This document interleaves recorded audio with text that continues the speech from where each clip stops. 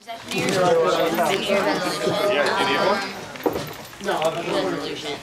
Maybe to like stop talking about things that I want to do and actually like get out there and do it. It's kind of been my biggest goal recently, especially when I'm out on the road. If you could do one life-changing thing next year, what would it be? Life-changing thing. Actually, I want to do a mission trip when I can. I've always I've been planning on going to Indonesia since I was like 8 years old, and it's something that I've always wanted to do. And I was never old enough to go with my church because my church would always go. So that's something that I want to do at some point. What does the song "Obsessed" mean to you?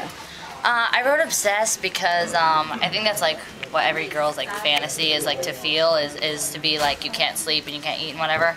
And I'm not really like that mushy of a person. I have like a heart, but I'm not that mushy.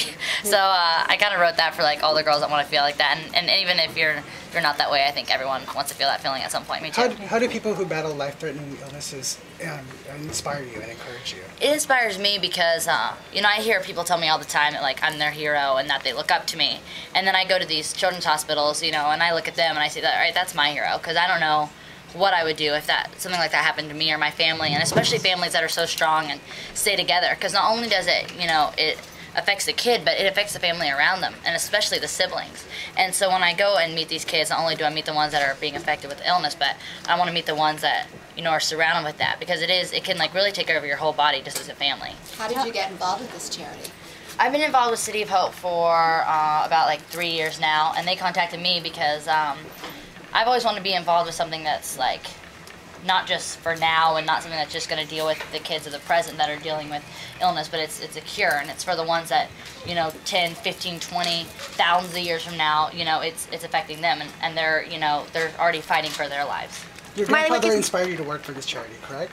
Yeah. And if you could have one more conversation with him right now, what would you want to have? I think I would just ask him, you know, I would want more like guidance. I think there's like so many questions that as you get older, you know, I was like 12 years old when he died, or 13, and so like now as you grow up, I think that's what I would want to ask, you know, how to get involved, and you know, maybe what his main struggles was on, you know, on his, you know, like final times, maybe what was the most, you know, hard thing for them, and so for the people that are dealing with cancer now, I can, you know, help them more through those times. Have you prepared yourself for that time that you put on the Hannah Montana wig for the last time when you get to the end of the series? Have you thought about what that's going to feel like? Not really, because, you know, I don't feel like, really, I don't think that it's something that's just going to, like, you know, be completely over. I think it's something that will always be, you know, involved. I'll always be involved with that, and you know, the show won't just come to an end. You know, there'll always be reruns and stuff like that, and I think it's something that I always want to keep like in my life, because it's something that has really, you know, affected me and has put me where I am today. Miley, what gives you hope?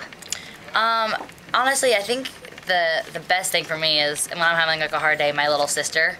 As much as there's times that I'm just like want to like just get her off the bus, so I'm like, I need some time to think and some quiet, but when I see her, and there'll be times that I'll see her wearing something and it'll be exactly what I wore the day before, or the other day I had on like this outfit and literally the next day she had on the exact same thing, and it just makes me smile, because, you know, I hear that from kids that, you know, are fans, but when it's like a little sister, and it encourages me to do, you know, other things, because my little sister's backstage right now at City of Hope, and she's, you know, if she's gonna copy me on those things, I want her to copy me on the positive things that I do as well, you know, things that are like a bigger picture. Tell us about your Sex and the City cameo.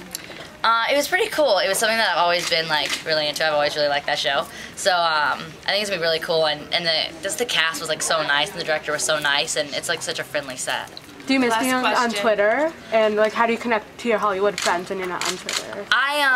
You know, the reason I mostly got rid of my Twitter is because I was just like, so, you know, that's what I said, like, my New Year's resolution was, that I wanted to take more time to actually do the things that I, you know, say I'm doing, and really do them to the fullest I can, and I don't feel like I was doing that, so I don't really miss it.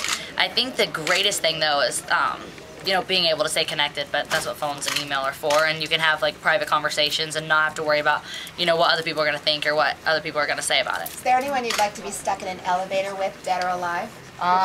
Maybe John Lennon. I would ask him for all the rights to his songs, and I would recut them all. Thanks, everyone. Thanks. Okay.